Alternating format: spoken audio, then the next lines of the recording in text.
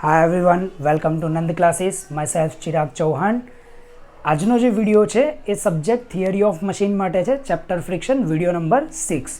Previous વિડીયોમાં આપણે discuss કર્યું હતું motion of a body on horizontal plane, મતલબ કે હોરિઝોન્ટલ પ્લેન પર તમે જ્યારે બોડીને રાખો છો તો કેટલો એફર્ટ એને આપવો પડે છે. આજનો જે ટોપિક છે એ છે motion of a body on an incline plane. ઠીક છે, તો ડિફરન્સ શું આવે છે? પ્લેનની પોઝિશનમાં ફરક આવે છે. લાસ્ટ ટાઈમ તમે આ રીતે જોયું હતું કે બોડી એક હોરિઝોન્ટલ પ્લેન પર પડી છે. અત્યારે આપણે જે જોવાનું છે એમાં કોઈ પણ બોડી આ રીતે એક ઇન્ક્લાઇન એટલે કે ત્રાંસા પ્લેન પર પડેલી છે. ઓકે, હવે એને રિગાર્ડિંગ જો વાત કરીએ તો પહેલાં અહીંયા તમે ફિગરમાં જોઈ શકો છો કે બોડી જે પ્લેન પર સેટ થયેલી છે, આ એક ફિક્સ પ્લેન છે જેના પર બોડીને આપણે રાખેલી છે અને એ પ્લેન પર્ટિક્યુલર હોરિઝોન્ટલ સાથે આલ્ફા જેટલો એક એંગલ જનરેટ કરે છે. તો એટલા માટે આપણે એને કહીએ છીએ ઇન્ક્લાઇન પ્લેન અને સ્ટડીનો ટોપિક છે body of an incline plane. અત્યારે બોડી તમારી પાસે ઇન્ક્લાઇન પ્લેન પર પડેલી છે. હવે એ જે એંગલ છે, એંગલને રિલેટેડ એક ટોપિક તમને આપેલો છે જેનું નામ છે એંગલ ઓફ રિપોઝ. શું કહે છે એંગલ ઓફ રિપોઝ તમને? તો કહે છે કે જ્યારે ઇન્ક્લાઇન પ્લેન પર રાખેલી બોડી કોઈ પણ એક્સટર્નલ ફોર્સના રેફરન્સ વગર, એની હેલ્પ વગર જાતે જો ડાઉનવર્ડ ડાયરેક્શનમાં મોશન સ્ટાર્ટ કરી દે છે તો એ ટાઈમ પર ઇન્ક્લાઇન પ્લેનના સેટ થયેલા એંગલને આપણે એંગલ ઓફ રિપોઝ કહી શકીએ છીએ. ફરીથી એકવાર ડેફિનેશન પર ફોકસ કરીએ. When the angle alpha of incline plane with horizontal in such that the body placed on it starts moving downward. કે કોઈ પણ ઇન્ક્લાઇન પ્લેનનો એંગલ કેટલો? આલ્ફા, જે હોરિઝોન્ટલ સાથે એવી રીતે સેટ કરવામાં આવે છે કે એની ઉપર પ્લેસ કરેલી બોડી ડાઉનવર્ડ ડાયરેક્શનમાં મૂવ થવાનું સ્ટાર્ટ કરે છે વિધાઉટ અપ્લાઇંગ એક્સટર્નલ ફોર્સ. તમારે એને કોઈ એક્સ્ટ્રા ફોર્સ આપવાની જરૂર પડતી નથી. Then the angle alpha is known as an angle of repose. A time પર જે એંગલ સેટ થાય છે આલ્ફા, એને આપણે કહીએ છીએ એંગલ ઓફ રિપોઝ.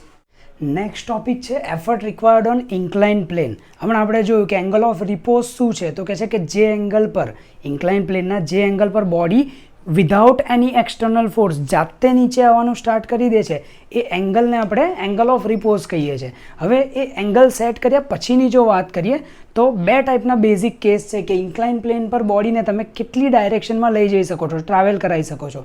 તો ફર્સ્ટ અત્યારે તમને જે જોવા મળે છે બે કેસ છે કે for upward motion and for downward motion. તમે બોડીને ઇન્ક્લાઇન પ્લેનથી ઉપર બી ટ્રાવેલ કરાવી શકો છો અને નીચે બી ટ્રાવેલ કરાવી શકો છો, મતલબ ડાઉનવર્ડ ડાયરેક્શનમાં પણ આવશે અને અપવર્ડ ડાયરેક્શનમાં પણ આવશે. હવે તમારે જો બોડીને અપવર્ડ ડાયરેક્શનમાં લઈ જવી છે તો એને પુલ કરવી પડશે, ખેંચવી પડશે. અને જો બોડીને ઇન્ક્લાઇન પ્લેનથી ડાઉનવર્ડ એટલે કે નીચે લાવવાની છે તો તમારે એને પુશ કરવી પડશે. તો આમાં તમને ડિફરન્ટ 3 કેસ આપેલા છે, જેમાં ફર્સ્ટ કેસ તમે જોશો તો કીધું છે effort applied at an angle with horizontal. અહીંયા બોડીને અપ ડાયરેક્શનમાં લઈ જવા માટે તમે જે એફર્ટ પ્રોવાઈડ કરો છો એ કેવી ડિફરન્ટ પોઝિશનથી અપ્લાય કરો છો એની વાત ચાલી રહી છે. ફર્સ્ટ કેસમાં તમને કીધું છે કે તમે જે એફર્ટ પ્રોવાઈડ કરી રહ્યા છો બોડીને અપવર્ડ ડાયરેક્શનમાં લઈ જવા માટે એ કઈ રીતે સેટ થયેલું છે, તો કહે છે at an angle with horizontal. અહીંયા હોરિઝોન્ટલ સાથે તમે ચેક કરશો તો એનો એક પર્ટિક્યુલર એંગલ બને છે અહીંયા આ ફોર્સનું. ઠીક છે, તો આ વાત કરી છે. એમાં પણ ટોટલ 2 ઓપ્શન આવશે. આ બધું કેમ કરી રહ્યા છે એનું રીઝન કહી દઉં. જે રીતે આપણે હોરિઝોન્ટલ પ્લેન પર વાત કરી હતી કે હોરિઝોન્ટલ પ્લેન પર બોડીને મૂવ કરવી હોય તો કેટલો એફર્ટ આપવો પડે, એના માટે આપણે ફોર્મ્યુલા જનરેટ કર્યો. તો સેમ એ જ રીતે તમારે ઇન્ક્લાઇન પ્લેન પર બોડીને અપવર્ડ ડાયરેક્શનમાં લઈ જવી હોય, ડાઉનવર્ડ ડાયરેક્શનમાં લાવવી હોય તો કેટલો એફર્ટ આપવો પડે, આ ફોર્મ્યુલાઝ જનરેટ કરવાના છે. અને અત્યારે આપણે જે જોઈ રહ્યા છે એ ટોટલ એના કેસીસ છે કે કેટલા કેસમાં આપણે એફર્ટનો ફોર્મ્યુલા જનરેટ કરવાનો છે. તો પહેલો કેસ ફરીથી રિપીટ કરીએ. આપણે કીધું છે કે effort applied at an angle with horizontal. Horizontal સાથે પર્ટિક્યુલર કોઈ એક એંગલ બનાવે એ રીતે તમે એફર્ટ પ્રોવાઈડ કરો બોડીને ઉપર લઈ જવા માટે.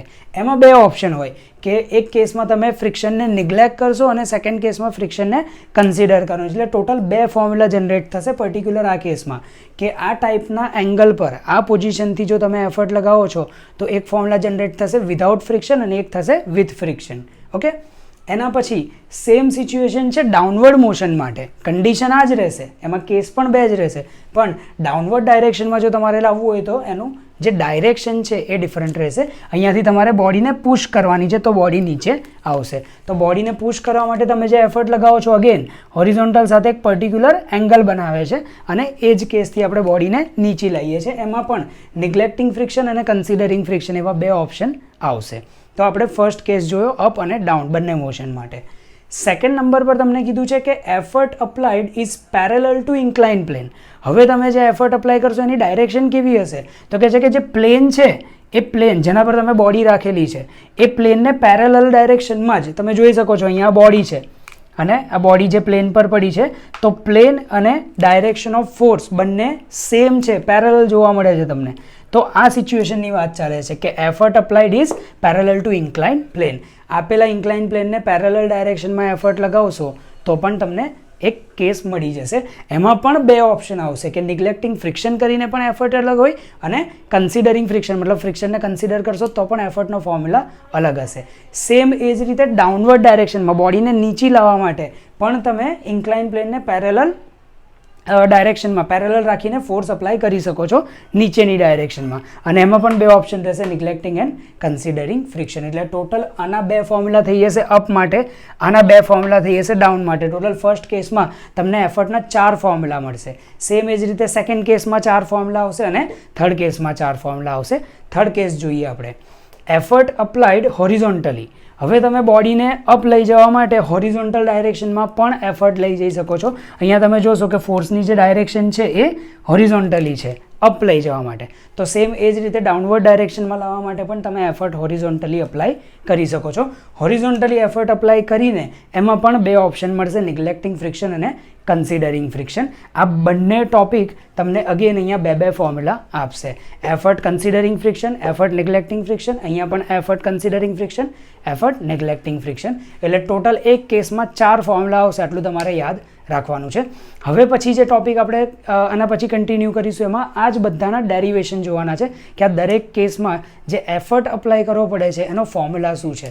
આ બધા જ ફોર્મ્યુલા આપણે ડિરાઈવ કરવાના છે. પણ એ ડેરિવેશન સ્ટાર્ટ કરતાં પહેલાં સ્ટ્રક્ચર તમને ક્લિયર હોવું જોઈએ. તો ટોટલ કેટલા કેસીસ છે એ પણ ખબર પડશે અને કયા કેસમાં કઈ કન્ડિશન પર કામ કરવાનું છે એ બી ખબર પડશે. તો આના પછીના નેક્સ્ટ વિડીયોમાં તમને ઇન્ક્લાઇન પ્લેનને રિલેટેડ જેટલી પણ કન્ડિશન્સ હોય છે, જેટલા નોટેશન્સ હોય છે અને જેટલા ફેક્ટર્સ છે એનું તમને આઈડિયા આવી જશે. ઓકે, નેક્સ્ટ ટોપિક છે ઇન્ક્લાઇન પ્લેન પર બોડીની મોશન કેટલા ટાઈપની હોય. તો બેઝિકલી ઇન્ક્લાઇન પ્લેન પર બોડી અપવર્ડ ડાયરેક્શનમાં જઈ શકે છે અને ડાઉનવર્ડ ડાયરેક્શનમાં જઈ શકે છે.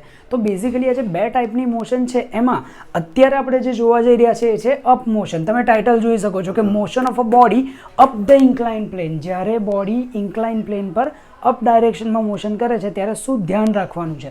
અહીંયા તમે ફિગરમાં જોઈ શકો છો, તમને કન્સિડર કરવાનું કીધું છે કે આલ્ફા જેટલા એંગલ પર રહેલા ઇન્ક્લાઇન પ્લેન પર એક બોડીને તમે ઇમેજિન કરો. ઓકે, હવે આ સિચ્યુએશનમાં કેટલા અલગ અલગ ફેક્ટર્સ અને ફોર્સિસ એના પર બોડી પર એક્ટ કરે છે જે તમને ખબર હોવી જોઈએ. આપણે લિસ્ટનું ડિસ્કશન કરીએ. વેરી ફર્સ્ટ તમને આપેલું છે કેપિટલ ડબલ્યુ. કેપિટલ ડબલ્યુ શું ઇન્ડિકેટ કરે છે? તો કહે છે વેટ ઓફ ધ બોડી. તમને ખ્યાલ છે કે જ્યારે કોઈ પણ બોડીને તમે ગમે તે પ્લેન પર રાખો, હોરિઝોન્ટલ પ્લેન પર રાખો, ઇન્ક્લાઇન પ્લેન પર રાખો, બોડીને જ્યારે પ્લેન પર રાખશો તો એનું ટોટલ વેટ ડાઉનવર્ડ ડાયરેક્શનમાં જ એક્ટ કરશે. તમે ફિગરમાં જોઈ શકો છો. તો પહેલો ફેક્ટર છે ડબલ્યુ. એના પછી તમને વાત કરી છે આલ્ફા. આલ્ફા શું છે? તો કહે છે કે angle of inclination of plane with horizontal. જે ઇન્ક્લાઇન પ્લેન પર બોડી પડી છે એ ઇન્ક્લાઇન પ્લેનનો હોરિઝોન્ટલ સાથેનો એંગલ, આ એંગલની વાત ચાલે છે જેને આપણે ઇન્ડિકેટ કરીએ છીએ આલ્ફાથી. એના પછીનો ટોપિક છે ફાઈ. ફાઈ તમને કીધું છે limiting angle of friction for contact surfaces. આને થોડું ડિટેલમાં સમજીએ. પ્રીવિયસ ટોપિક્સની જો વાત કરીએ તો મેં તમને એવું સમજાવ્યું હતું કે આ સિચ્યુએશનમાં ટોટલ બે ફોર્સ છે જે તમે જોઈ શકો છો એક્ટ કરે છે. એક તમે જે એફર્ટ આપશો બોડીને મૂવ કરવા માટે એ, અને બોડીનું વેટ જે ડાઉનવર્ડ ડાયરેક્શનમાં એક્ટ કરે છે. તો એફર્ટ અને લોડ આ બંનેનું એક રેઝલ્ટન્ટ ઇફેક્ટ જનરેટ થશે અને એ રેઝલ્ટન્ટનું જે ઓપોઝિટ ડાયરેક્શનમાં તમે કન્સિડર કરો છો એ છે રિએક્શન. તો આ જે પણ રેઝલ્ટન્ટનો રિએક્શન જનરેટ થયો એ રિએક્શનનો નોર્મલ રિએક્શન સાથે જે એંગલ બને છે એને આપણે કહીએ છીએ ફાઈ. તો તમને એટલા માટે લખીને આપ્યું છે કે limiting angle of friction for contact surfaces. જે પણ સરફેસીસ એકબીજાના કોન્ટેક્ટમાં છે એની વચ્ચેનો લિમિટિંગ એંગલ ઓફ ફ્રિક્શન છે. હવે વાત આવે છે PO અને P. આ બંનેમાં એક નાનો ડિફરન્સ છે જે તમને ખ્યાલ હોવો જોઈએ. વાત કરીએ પહેલાં PO ઓર P0 કંઈ બી કન્સિડર કરી શકો છો. તમને કીધું છે effort required to move the body up. બોડીને અપ ડાયરેક્શનમાં લઈ જવા માટે જે એફર્ટની જરૂર છે એની વાત ચાલે છે. તો કહે છે કે effort required to move the body up the plane. પણ કેવી રીતે? તો કહે છે નેગ્લેક્ટિંગ ફ્રિક્શન. ફરીથી ઇઝી વેમાં સમજાવું કે તમારી પાસે જે બોડી પડી છે ઇન્ક્લાઇન પ્લેન પર એને અપવર્ડ ડાયરેક્શનમાં તમે જે પણ એફર્ટ કન્સિડર કરો છો, જે પણ એફર્ટ લગાવો છો એને ડિનોટ કરવા માટે તમારે P0 કન્સિડર કરવાનું છે. પણ એ ટાઈમ પર તમારે નિગ્લેક્ટ ધી ફ્રિક્શન નિગ્લેક્ટ કરવાનું છે. મતલબ એવું કન્સિડર કરવાનું છે કે ફ્રિક્શન લાગતું નથી, ફ્રિક્શનની ઇફેક્ટ તમારે એ ટાઈમે કન્સિડર કરવાની નથી. તો એ ટાઈમ પર તમારે એને P0 અથવા તો PO કંઈ પણ કહી શકો છો, એનાથી ડિનોટ કરવાનું છે. એના પછીનો જે નેક્સ્ટ ટોપિક છે એ છે P. Pમાં તમને કીધું છે કે effort required to move the body up the plane. Incline plane પર બોડીને અપ લઈ જવા માટે એટલે કે અપવર્ડ ડાયરેક્શનમાં મૂવ કરવા માટે તમારે જે એફર્ટ અપ્લાય કરવો પડે છે એને ડિનોટ કરવાનો છે P થી. પણ કઈ રીતે? Considering friction. આ કેસમાં તમારે કન્સિડર કરવાનું છે કે ફ્રિક્શન લાગે છે. તો બેમાંથી કોઈ એક ઓપ્શન એક જ ટાઈમ પર કામ કરશે, બંને એકસાથે કામ કરશે નહીં. તમારે ડિફરન્ટ બે કેસમાં કામ કરવાનું છે.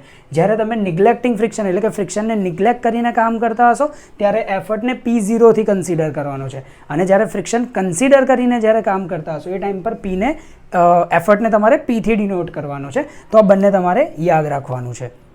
એના પછી જો વાત કરીએ તો કીધું છે થીટા. થીટા શું છે? તો કે છે angle between the line of action of effort and line of action of wet.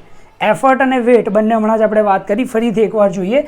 આ તમારા એફર્ટની લાઇન ઓફ એક્શન છે અને આ છે વેટની લાઇન ઓફ એક્શન. તો એફર્ટના લાઇન ઓફ એક્શન અને વેટના લાઇન ઓફ એક્શન વચ્ચે જે પણ એંગલ જનરેટ થશે, અહીંયા મેં ગ્રીન કલરથી ડિનોટ કરેલું છે. તો એફર્ટ અને લોડ બંનેના લાઇન ઓફ એક્શન વચ્ચે જે એંગલ જનરેટ થાય છે એને આપણે ડિનોટ કરીએ છીએ થીટાથી. થીટા પછી તમને આપેલું છે મ્યુ. મ્યુમાં તમને કહે છે કે coefficient of friction between the surfaces of plane and body. આ એક ઇન્ક્લાઇન પ્લેન છે અને આ બોડી છે. એ બંનેને તમે આ રીતે એકબીજાના કોન્ટેક્ટમાં લાવશો તો બંને કોન્ટેક્ટ સરફેસ વચ્ચે એક ફ્રિક્શન કોએફિશિયન્ટ જનરેટ થશે. ફ્રિક્શન કોએફિશિયન્ટ કોઈ પર્ટિક્યુલર વિઝિબલ વસ્તુ નથી એટલે આપણે અહીંયા ડિનોટ નથી કર્યું, એને ઇન્ડિકેટ નથી કર્યું. બટ એનું જે નોટેશન છે એ છે મ્યુ. એટલે બે સરફેસ એકબીજાના કોન્ટેક્ટમાં આવશે અહીંયા, બોડી અને પ્લેન. તો એ બંને સરફેસ વચ્ચેનો જે કોએફિશિયન્ટ છે ને આપણે મ્યુથી ડિનોટ કરીશું. હવે વાત આવે છે RN નોર્મલ રિએક્શનની. નોર્મલ રિએક્શન શું છે? તો તમે બોડીને જ્યારે ઇન્ક્લાઇન પ્લેન પર રાખશો તો એનું વેટ W નીચે એક્ટ કરશે, વેટ W ડાઉનવર્ડ ડાયરેક્શનમાં એક્ટ કરશે. તો એના કારણે એક રિએક્શન જનરેટ થાય છે જેને આપણે નોર્મલ રિએક્શન કહીએ છીએ. પણ નોર્મલ રિએક્શનની જે ડાયરેક્શન છે કઈ રીતે કન્સિડર કરવાની છે? તો કે જે પ્લેન પર બોડી પડી હશે એનાથી પરપેન્ડિક્યુલર ડાયરેક્શનમાં નોર્મલ રિએક્શન લાગશે. RN પછી લાસ્ટમાં કીધું છે રેઝલ્ટન્ટ રિએક્શન. આ હમણાં જ આપણે જોયું હતું કે રેઝલ્ટન્ટ રિએક્શન શું છે. ફરીથી W અને P એફર્ટ અને લોડ આ બંને વચ્ચે જે રેઝલ્ટન્ટ જનરેટ થશે, બંનેની જે કમ્બાઇન ઇફેક્ટ જોવા મળશે તો એનો અહીંયા રેઝલ્ટન્ટ જોવા મળશે અને એ રેઝલ્ટન્ટની ઓપોઝિટ ડાયરેક્શનમાં આપણે એનું રિએક્શન બતાવીએ છીએ. તો એ જ રિએક્શનની અહીંયા વાત કરી છે. તો જ્યારે બોડી ઇન્ક્લાઇન પ્લેન પર પડી હોય ત્યારે ટોટલ આટલા ફેક્ટર્સ છે જેના પર ઇફેક્ટ કરતા હોય છે. તમારે ડિફરન્ટ બધા જ કેસમાં એફર્ટ જનરેટ કરવાનો આવશે. તમને અલગ અલગ કન્ડિશન આપી હશે કે ઇન્ક્લાઇન પ્લેન પર બોડીને અપ લઈ જવા માટે, ડાઉન લઈ જવા માટે એફર્ટ કેટલો જોઈએ. તો બધા જ અલગ અલગ કેસીસમાં તમને આ બધા જ ટોપિક યાદ હોવા જોઈએ. એસ્પેશિયલી અપ કેસમાં તમારે આટલા ફેક્ટર્સ યાદ રાખવાના છે જેના બેઝ પર આપણે આગળ ડેરિવેશન્સ જોવાના છે.